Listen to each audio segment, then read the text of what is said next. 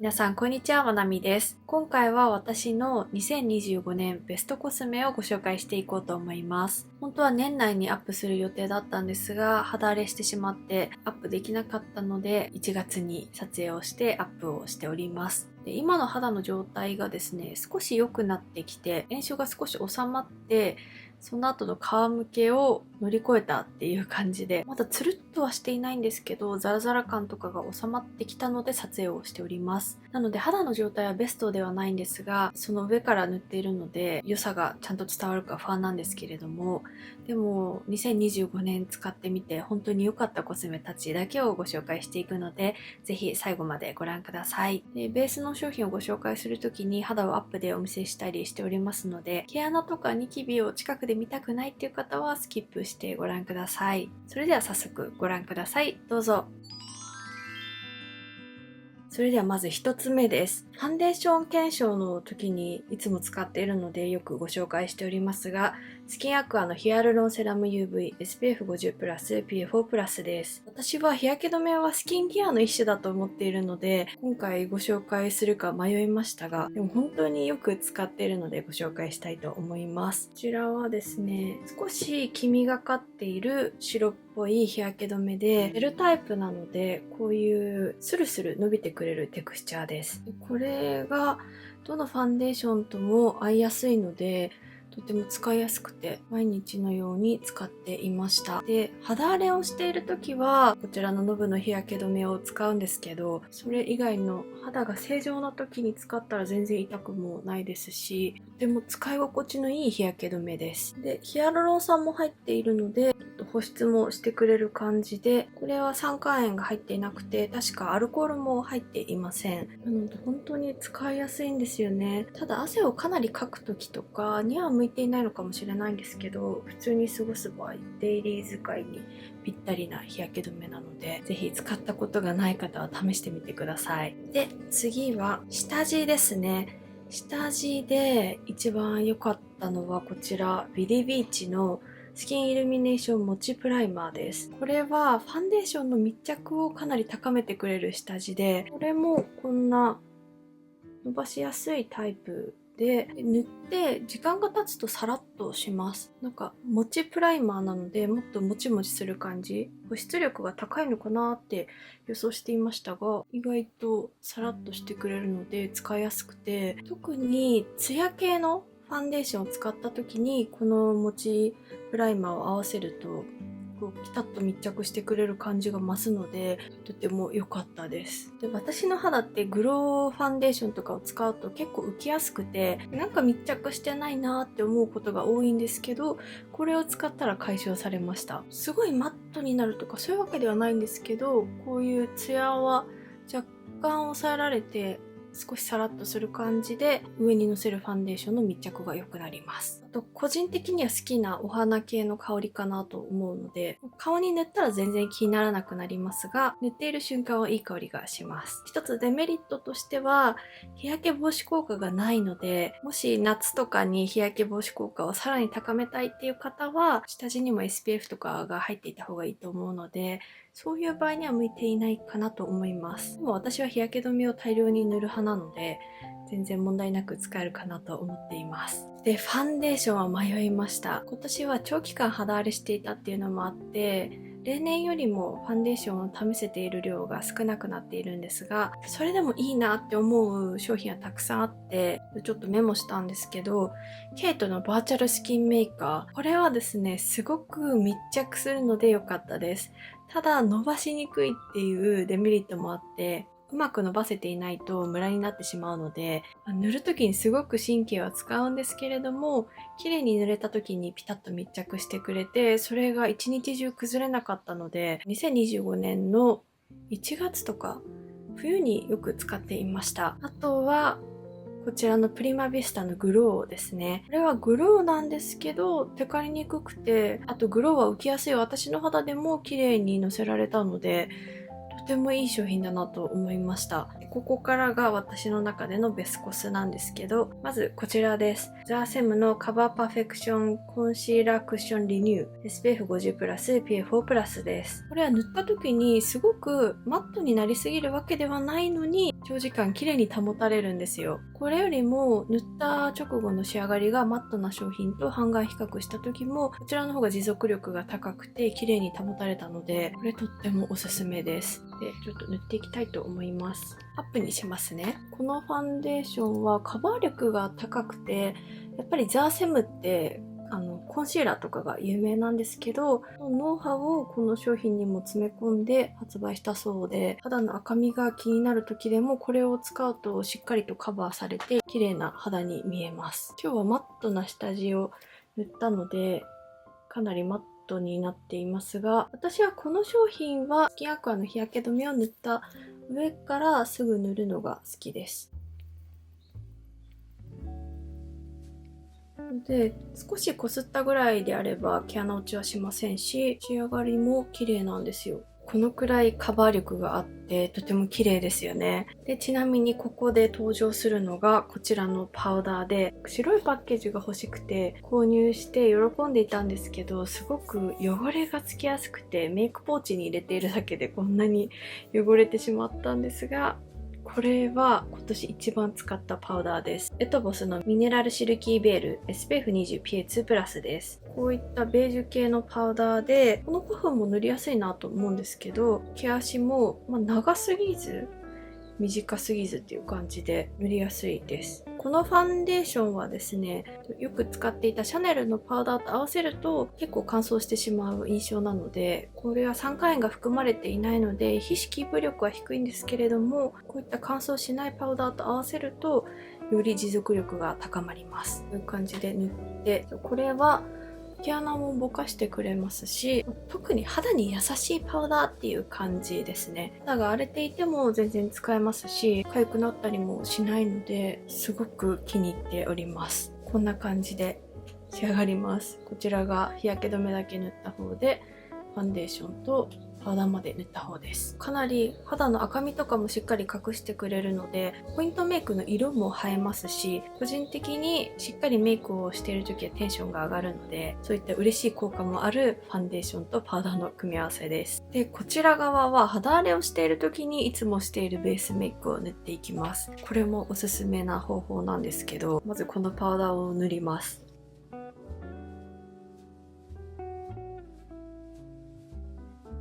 こちらがもう一つのベスコスなんですけど、インテグレートのプロフィニッシュファンデーションです。以前プチプランのパウダーファンで比較をした時に、これよりももっと使っている頻度の高いものがあるってご紹介したことがあるんですが、その後結局よく使っていたのはこちらだなと思って、ベスコスではこちらをご紹介します。これはですね、その時に試したプチプラパウダーファンデの中だと一番カバー力が高くて、少し塗っている時によれやすいんですが、でもカバー力の高さで気に入って使っている商品です。それをこちらのオージーローザのビロードタッチパフで塗っていくのが私のおすすめな塗り方で、これをですね、普通に取ってで頬に塗っていくだけなんですけど、私はポンポン押さえるように塗っています。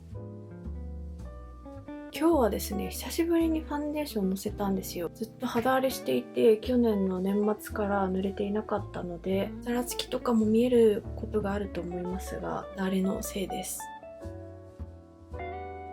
こんな感じで左右差はかなりあると思います。もちろんこちらの方がカバー力が高くて赤みも隠してくれています。なんですけど、こちらの良さっていうのが毛穴詰まりが少なくなるんですよ。こちらは酸化塩は含まれているんですけど、油分と粉体がそんなに絡まらないからなのか、角栓の詰まりが減ったなって感じたので、毛穴が詰まりやすい方にもおすすめですし、あと敏感肌の方にもおすすめです。乾燥肌の敏感肌の方だとこのやり方では結構乾燥して粉が吹いてしまったりとかすると思うんですけど、自生肌より混合肌の方で敏感肌の方はぜひ試してみてください。で、眉毛は例年通りあまりこだわりがなくて、一応こちらを最近買ったのでご紹介しておきますが、ジル・スチュアートのブルームニュアンスブローパレット03番ロージーピンクブルームでピンク系をいつも使っております。このジル・スチュアートのムースブローマスカラの08番リピ買いしました。こんなピンク色の眉マスカラで、私はよく目元のアイシャドウはピンクを使うので、眉毛もピンク色にすると統一感が出て合うので、こちらを使っています。いつも使ってるけどベスコスと言っていいのかはよくわからないので、動画外で眉毛を描いてこようと思います。眉毛を描いてきました。アイシャドウは悩んだんですけど、ちょっと2025年の上半期の記憶がなさすぎて、最近特によく使っているアイシャドウをご紹介したいと思います。それがこちらです。ペリペラのオールテイクムードパレットの上が03番で下が07番です。07番は前から持っていたんですけど、この前この03番を買い足しました。07番はブルベ夏向けかなっていう感じで、03番がイエベ春向けだと思います。両方塗っていこうかなと思います。毎回同じ塗り方なんですけど、この明るい色をまぶた全体に塗ります。少しピンクがかっている色味で土台を作って、次にこの少し濃いピンクを、これもまぶた全体に塗ります。次にこの濃いピンクのパールシャドウを大幅に塗ります。普段はブラシで塗ることが多いんですけど、今日は指で塗ってしまっています。結構しっかりめにつくので、このパレットはブラシの方が色を調節しやすいかなと思うんですけど、今日は指塗りです。これで終わることもありますし、あとこの端のどちらかを使うことが多いかなっていう感じで、そんなにブラウン感を強く出したくないときはこちらのピンクの方を塗ってシメールとしてまつげの際の部分に塗って、あとラメを重ねるっていう感じです。今日はもうそのままラメを重ねてしまおうと思います。私はこちらを塗ることが多いですね。こう細かいラメなんですよ。で、私はロマンドのギラギラのラメが好きなので、これですね。これを重ねることも多いんですけど、今日はパレットの方を紹介したいので、こちらのラメを使っていきます。こんな感じですね。左はこちらをまず塗って、ベースのカラーから全然違いますよね。こちらのピンクを塗ります。これも二重幅より広めに塗ります。こちらの方がどちらかといったら色は薄いのかなと思うんですけど、多幸感メイクができるようなカラーなので、このように重ねて、でこちらの濃い方を二重幅に塗ります。これもね、しっかりと色がついてくれるので、やっぱり私はすっぴんだと目の印象が全然なくて、ここに色を置かないとメイクした感が出ないので、このくらい色の濃いものを塗っています。最後にこの辺りの締め色を塗っていますが、塗らない時もあるぐらい、やっぱりブラウンを塗ると少し明るさが落ちてしまうので、私は明るいままにしたくてこんな感じで塗っています。で、ラメを塗ります。このパレットすごく粉質がいいとかっていうわけではないかなと思うんですけど、色味が可愛すぎるので使っています。かなりバラエティ豊かなので、自分に合う色が見つかると思うので、ぜひチェックしてみてください。左右で比べるとこんな感じです。続けてマスカラのベスコスをご紹介したいと思います。まずこちらなんですけど、これは単品使いだと私の場合は合わないなって感じて、長さは少し出ますが、ボリュームが出るタイプではないので、私のまつげには合わないなと思って、結構ボリュームが欲しいタイプなので、そうしないと目がくっきりと見えないんですよ。なのでこれだけ使った時はあんまり好きではないなと思ったんですが、ダブル使いすると私好みになったので、この組み合わせでご紹介していきます。これがヒロインメイクのラッシュハイプマスカラ。こちらが U ピンクのフェアリーカールマスカラのカシスブラウンです。これは今限定で確か売っているので、気になる方はぜひ早めにチェックしていただきたいんですが、まずこちらですね。ヒロインメイクの方は、この先端が独特で、あんまり塗りやすくないんですよね。で、液もそこまでつかないので、最初使った時に合わないから、これから出番はないかなと思っていたんですけど、これカールキープ力がかなり高いんですよ。なので下地として使うことで、かなり優秀なアイテムだなって思うようになりました。で、U ピンクのマスカラはどれも好きで、カールキープ力もありますし、このコームタイプなのが塗りやすくて、あと自然な色なので使いやすいんですけど、これがカシスブラウンですね。これをまずまつげを上げるじゃないですか。上げてヒロインメイクのマスカラをすぐに塗ります。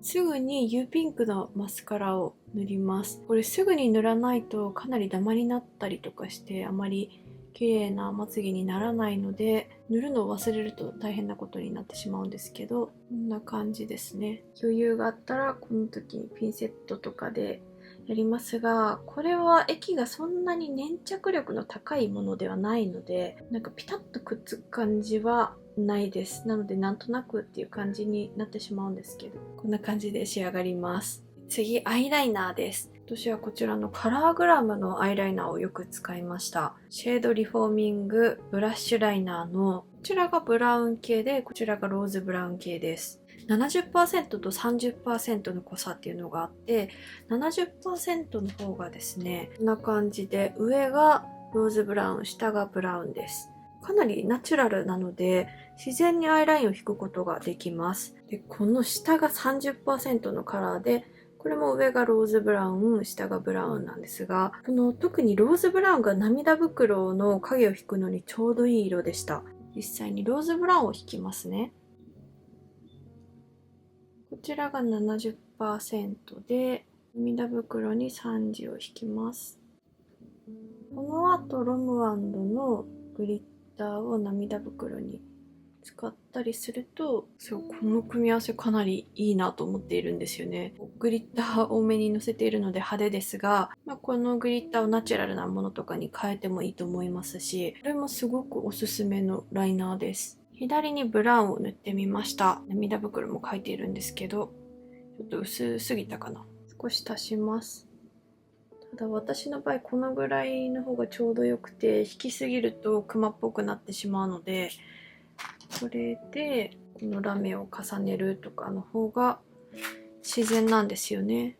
ちょっとグリッターをのせる範囲をミスしてしまいましたが、ナチュラルなアイライナーが好きな方はぜひ試してみてください。あとチークなんですけど、私はこのパレットを使っている時はこの辺りの色とかでチークを塗ってしまうことが多いんですけど、最近買ったこちらも可愛かったんですよ。ヒアのラストブラッシュ11番のリリーコーラルというカラーです。こんな色で明るめのコーラルカラーで、こんな感じでほわっとのせられるんですね。毛穴がぼかされるとかっていう効果はないかなと思いますが、とっても可愛い色でコーラル系なので、いい色のチークだなって思います。特にイエベ春の方に試していただきたいなと思いますが、この色とても可愛いですし、確かかなり安かったと思うので、ぜひお試しください。あとはシェーディングとハイライターです。そうだ、あとブラシもおすすめしたいんですけど、最近買ったこのブラシがシェーディングにぴったりだったんですよ。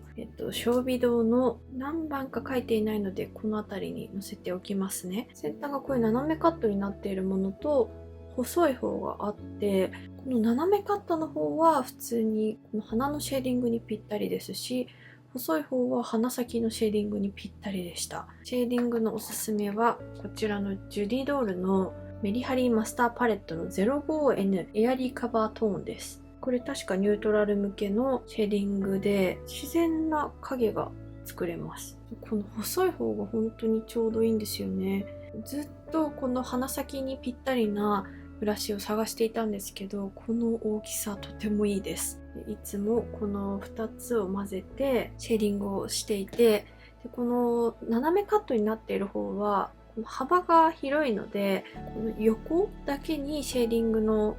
粉をつけてこんな感じで引いております。塗れてるかなぐらいがちょうどいいんですよ。すごく濃いわけではないですし、乗らなさすぎるわけでもないので、私はシェーディングがそんなにうまくはないので、この具合がちょうどいいなと思って塗っています。で、あとハイライトですね。私がおすすめしたいのはこちらのオフラのハイライター、オールオブザライツです。4色が入っているハイライトで、私は一番ピンク色をよく使っています。こんな感じでツヤツヤなんですよ。これアメリカのブランドのハイライターなので、つけているとメイクが楽しいなって思えるので使っている商品です。これはこういったファンブラシで塗るのがおすすめで、こういうところにさらっとのせています。こういうファンブラシで塗らないと、塗ったところと塗っていないところの境目がはっきりと出てしまって、不自然な感じが増してしまうので、こういうブラシで塗るのがおすすめです。私は鼻の鼻根とこの頬と、あとこういった細いブラシで目頭とかにもつけたりしています。私は目が離れているので、ここにのせると離れ目の人はいいということで、ここにのせて、ちょっと戻るんですけど、このジュディドールの明るい色があるじゃないですか。これを、適当なブラシなんですけど、こういう感じで取って、この毛穴の開いている鼻先と、あとくすみの気になる部分、口角とか、あとほうれい線とか、この赤みが強い目頭の下の部分とかに塗っています。ここを少しだけ明るくしておくと肌の色ムラも整って見えますし、ここも明るくしておくとちょっと目立たなくなるかなっていう気がしているので、最近は絶対に塗っています。ということで、あとは髪の毛をセットしてきます。ということで、今回は私のベスコスをご紹介していきました。今年は肌荒れしていた時期が長かったというのもあって、例年よりコスメをたくさん試すことができなくて、限られた中でのベスコスという形になってしまいますが、今回ご紹介したものたちはとてもいい商品ばかりなので、ぜひ気になる商品があった方はチェックしてみてください。商品名やリンクなどは概要欄の方に貼っておきます。ということで、ここまでご覧くださりありがとうございました。ぜひ高評価とチャンネル登録をお願いいたします。それではまた次の動画でお会いしましょう。バイバイ。